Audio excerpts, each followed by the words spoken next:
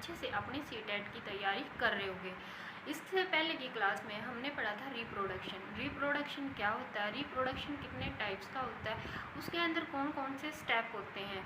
वहाँ से एक क्वेश्चन आ सकता है कि स्टेप कौन कौन से इंक्लूड होते हैं सेक्सुअल रिप्रोडक्शन के अंदर। सबसे पहले क्या होता है गैमेट क्या, स्पर्म और ओवम उनके बीच में क्या होती है फर्टिलाइजेशन के बाद जाइगोट की फॉर्मेशन होती है, जाइगोट से एम्ब्रियो से फीटस, और उसके बाद क्या होता है यंग वंस का ब्रीथ होता है। तो इस स्टेप के अंदर क्या होता है सेक्सुअल रिप्रोडक्शन चलती है। तो उसके बाद आज हम एक पढ़ेंगे आइलाइजेशन। दो तरह की होती है, एक तो वो फर्टिलाइजेशन जो नेचुरली फीमेल बॉडी के अंदर फ्लोपियन ट्यूब या ओविडक्ट्स के अंदर होती है, लेकिन कुछ केसेस के अंदर ऐसा होता है कि जो फ्लोपियन ट्यूब्स है फीमेल बॉडी की, जो ये फ्लोपियन ट्यूब्स है ये ब्लॉकेज हो जाती है। ब्लॉकेज होने की वजह से स्पर्म और ओवम के बीच में फर्टिलाइजेशन नहीं हो पाती, और जब स्पर्म और ओवम के बीच में फर्टिलाइजेशन जो नॉर्मली होती है वो नहीं हो पाती, तो जो वुमेन है वो बच्चे को जन्म नहीं दे पाती। तो इसके लिए एक दूसरा मेथड यूज किया जाता है और उसको हम बोलते हैं test tube baby. IVF in vitro fertilisation. जब क्या करते हैं हम साइंस का, टेक्निक का या डॉक्टर की हेल्प से क्या करवाई जाती है, स्पर्म और ओवम के बीच में फर्टिलाइजेशन करवाई जाती है साइंटिफिक मेथड के थ्रू। उसको हम क्या बोलते हैं इन विट्रो फर्टिलाइजेशन। और इन विट्रो फर्टिलाइजेशन के थ्रू जिस बेबी को बर्थ होता है उसको हम बोलते हैं टेस्ट ट्यूब बेबी। अब देखिए जानते हैं टेस्ट ट्यूब बेबी क्या होता है। टेस्ट ट्यूब बेबी ये नहीं है कि जो बेबी है वो डेवलप होता है किसके अंदर, किसी ट्यूब के अंदर। टेस्ट ट्यूब बेबी का मीनिंग क्या होता है कि जो मेल बॉडी है उसका जो स्पर्म्स है और जो फीमेल बॉडी है उसके जो ओवम है, दोनों की फर्टिलाइजेशन कहाँ पर करवाई जाती है, टेस्ट ट्यूब के अंदर। कहाँ रखा जाते हैं वो, टेस्ट ट्यूब के अंदर।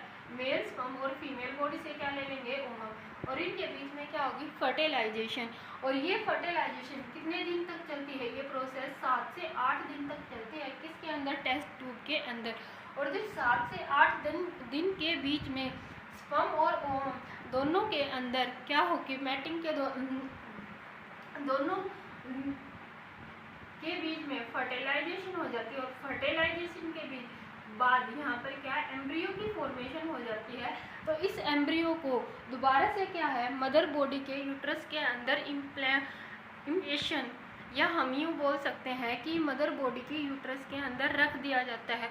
और फिर इस बेबी की ग्रोथ नॉर्मली जो बेबी होता है उसकी तरह क्या होती है, मदर के यूट्रस के अंदर इस बेबी की ग्रोथ होती है। और इस प्रोसेस को हम क्या बोलते हैं, इस प्रोसेस के थ्रू जिस बेबी का जन्म होता है उसको हम बोलते हैं टेस्ट ट्यूब बेबी। उसके बाद देखिए जो नॉर्मली नेचुरली एक फीमेल बॉडी के अंदर जो फर्टिलाइजेशन की प्रोसेस है वो किस तरह से अक्कर होती है। देखो फर्टिलाइजेशन हमने ये बताया था कि जो फर्टिलाइजेशन तभी होती है जब मेल गैमेट और फीमेल गैमेट दोनों प्रेजेंट होते हैं।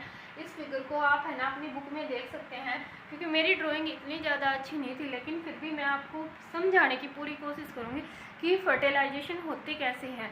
तो देखिए ये होती है फीमेल बॉडी की वेजाइना, और ड्यूरिंग द मैटिंग टाइम के दौरान जब मेल बॉडी के पेनिस से फीमेल बॉडी की वेजाइना के अंदर क्या रिलीज किए जाते हैं, स्पर्म रिलीज किए जाते हैं। और हम पहले पढ़ चुके हैं कि स्पर्म्स क्या होते हैं, मोटाइल होते हैं, क्योंकि उसके अंदर फ्लैजुला प्रेजेंट होता है। और जो स्पर्म सबसे ज़्यादा मोर एक्टिव होता है वो किसके थ्रू, विक्स के थ्रू यूट्रस से होता हुआ कहाँ, फ्लोपियन ट्यूब के अंदर पहुंच जाता है। और यहाँ क्या होता है, कोई ना कोई एग्स ओवम प्रेजेंट होता है जो कौन रिलीज करती हैं, ओवरी रिलीज करती हैं। ड्यूरिंग मैटिंग टाइम सबसे मोर एक्टिव स्पर्म्स सर्विक्स से होता हुआ कहाँ पर आ गया, फ्लोपियन ट्यूब के अंदर। फ्लोपियन ट्यूब के अंदर मोर एक्टिव स्पर्म्स को क्या मिल गया, यहाँ पर ओवम। और इन दोनों के बीच में ये क्या करेंगे, यहाँ पर ये वाला जो स्पर्म्स और ओवम इनके बीच में क्या होगी, फर्टिलाइजेशन। और फर्टिलाइजेशन के दौरान यहाँ पर कितनी सेल है, 2 सेल, एक स्पर्म्स और एक क्या, ओवम। ये दोनों सेल कंबाइन होकर एक सिंगल सेल की फॉर्मेशन कर देती है जाइगोट। क्या बोलते हैं? जाइगोट। जाइगोट क्या होती है? सबसे पहली इकाई या फर्स्ट सेल होती है किसकी? बर्थ की, जब न्यू बेबी का जन्म होता है। तो यहाँ किसकी फॉर्मेशन हो जाती है? ये बन गया हमारा जाइगोट।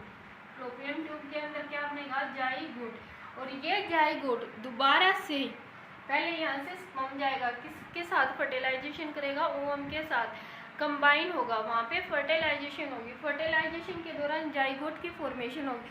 अब ये जाइगोट 7 से 8 दिन, इस जाइगोट को कितने? 7 से 8 दिन दोबारा कहाँ पर? यूट्रस के अंदर आने में लगेंगे। कितने दिन लगेंगे? 7 से 8 दिन। जो फीमेल बॉडी का जो यूट्रस है उसके बाहर एक लाइनिंग होती है, बिल्कुल सॉफ्ट और थिक लाइनिंग होती है। और ये जो जाइगोट है ये दोबारा से आके 7 या 8 दिन इसको लगते हैं और ये यूट्रस के अंदर क्या हो जाता है? इम्प्लीमेंट, मतलब कि यहाँ आके ठहर जाता है। और यहाँ क्या होती है? हमारी बेबी की ग्रोथ होती है। तो क्वेश्चन आ सकता है कि जो मदर की बॉडी के अंदर बेबी की ग्रोथ होती है वो कहाँ डेवलप होता है? तो वो कहाँ डेवलप होता है? यूट्रस के अंदर। जाइगोट कहाँ बनता है? फ्लोपियन ट्यूब के अंदर। उसके बाद देखिए, जब यहाँ पर सबसे पहले जो यूट्रस के बाहर लाइनिंग होती है, जब यहाँ पर 7 या 8 दिन, और जाइगोट को यूट्रस के अंदर दोबारा से नीचे की तरफ आने में कितना टाइम लगता है? 7 से 8 डेज। अब यहाँ पर हमारा जाइगोट के अंदर नंबर ऑफ डिवीजन होते हैं। जाइगोट के अंदर क्या होते हैं? Number of division. Number of division का मीनिंग क्या है? सिंगल सेल बार बार ब्रेक डाउन होके 100 से ज़्यादा मोर सेल क्या कर देती है? फॉर्म कर देती है। अब ये 100 से ज़्यादा मोर सेल बन गई तो उसको हम क्या बोलते हैं? एम्ब्रियो। उसको क्या बोलते हैं? एम्ब्रियो। और एम्ब्रियो यूँ मान लो एक टिश्यू टाइप होता है।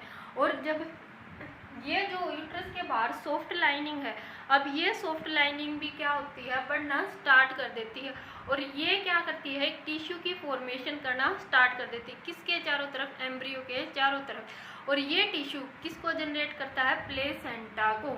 किसको जनरेट करता है? प्लेसेंटा को। तो बेबी की पूरी ग्रोथ किसके अंदर? प्लेसेंटा को। तो यहाँ क्या एम्ब्रियो है या फिटस है, उसको एम्ब्रियो या फिटस। अब यहाँ देखते हैं प्लेसेंटा। प्लेसेंटा क्या है? एक डिस्क लाइक टिश्यू है, develop between the uterus wall and embryo. Embryo और यूट्रस की जो वॉल है उसके बीच में कहाँ? एक डिस्क लाइक टिश्यू। प्लेसेंटा क्या है? टिश्यू है, किस तरह का? डिस्क लाइक शेप का, जो डेवलप होता है कहाँ पर? एम्ब्रियो और यूट्रस की वॉल के बीच में। यूट्रस की वॉल और एम्ब्रियो के बीच में आता है एम्बेलिक कोड। एम्बेलिक कोड को हम बोलते हैं गर्भनाल। क्या? गर्भनाल। अब ये देखिए गर्भनाल का काम क्या होता है? The foetus is connected to the placenta. Foetus को किसके साथ कनेक्ट करती है? प्लेसेंटा के साथ। फिटस को किसके साथ? प्लेसेंटा के साथ। And the mother body through a umbilical के साथ। और प्लेसेंटा किसके साथ कनेक्ट होगा? मदर बॉडी के साथ। तो मदर बॉडी से फिटस को कनेक्ट करने का काम कौन करता है? एम्बेलिक कोड। उसके बाद देखिए एम्बेलिक कोड का काम क्या होता है? जो बेबी को न्यूट्रिशन की रिक्वायरमेंट होती है, गैसेज का एक्सचेंज होता है और वेस्ट मटेरियल का जो एक्सचेंज होता है वो किसके थ्रू होता है? एम्बेलिक कोड के थ्रू। उसके बाद अगला देखिए गेस्टाइजेशन। गेस्टाइजेशन क्या होता है? फर्टिलाइजेशन के बाद बेबी के ब्रीथ तक का जो टाइम होता है ना, उस टाइम को हम बोलते हैं गेस्टाइजेशन। और नॉर्मली ये क्या होता है? या तो 10 मंथ, 9 मंथ या 10 मंथ, या हम यूँ बोल सकते हैं 38 वीक। कितना होता है? 38 वीक या 9 मंथ। ये टाइम क्या होता है? बेबी के फर्टिलाइजेशन से बेबी के ब्रीथ तक के बीच का जो टाइम होता है उसको बोलते हैं गेस्टाइजेशन।